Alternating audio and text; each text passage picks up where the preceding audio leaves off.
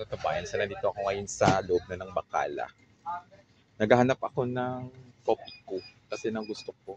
Kasi once a week lang naman ako nagko-coffee. May mga Nescafe din. Pwede din na-apply. Ay, 3-in-1 Nescafe. Bet ko din to. 3-in-1 Nescafe. Gusto ko lang mag-coffee for today. Tapos mamaya na ako kakain ng rice. Mamaya ng lunch. Anyway, puro mga tsaa. Hindi kasi ako mahilig sa tsaa. Although na ang tsaa is very healthy. But, oh my God. Oo nga pala, nag-tea pala ko every morning.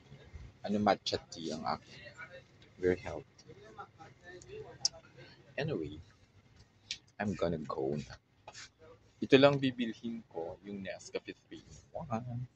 Tapos bibili ako ng aking partner. May mga Nutella din pala. Ang daming mga nagde-deliver ngayon sa loob ng groceries. Kasi umaga pa lang. Ay. Ano din dito pala. May mga laruan din pala sila, in fairness.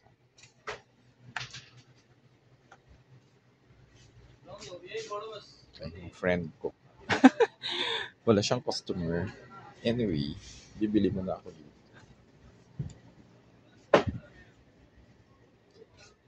Parang gusto kong i-partner itlog as usual. Masarap kasang itlog sa umaga.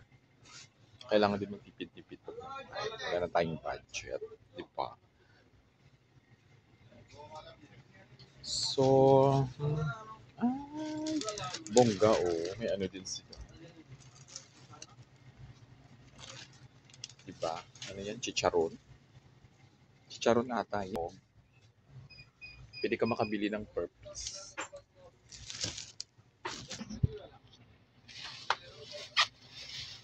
So, bibili ako ng... Ay. Huloy na huloy ang aking mata. Diba ako masyado nakakatuto.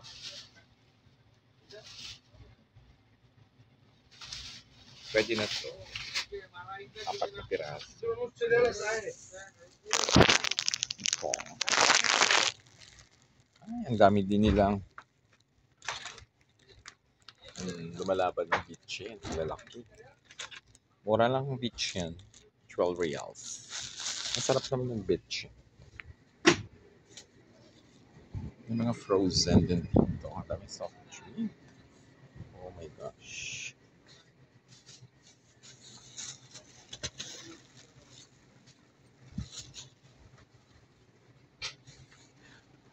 Bibili mo na ako ng fruits. Hello, good morning. Hi. Ayan, this is my friend. I'm good. So, bibili mo na tayo ng fruits.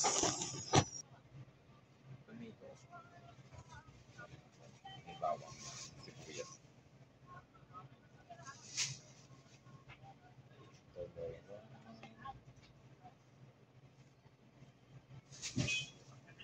Kamatis.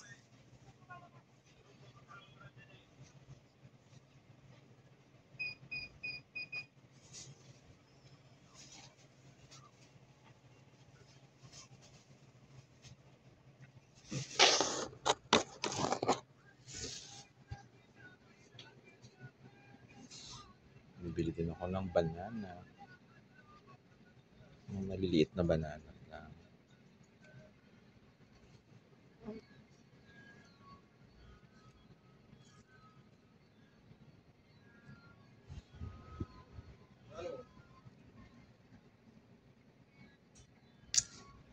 Ay, ma-award ako.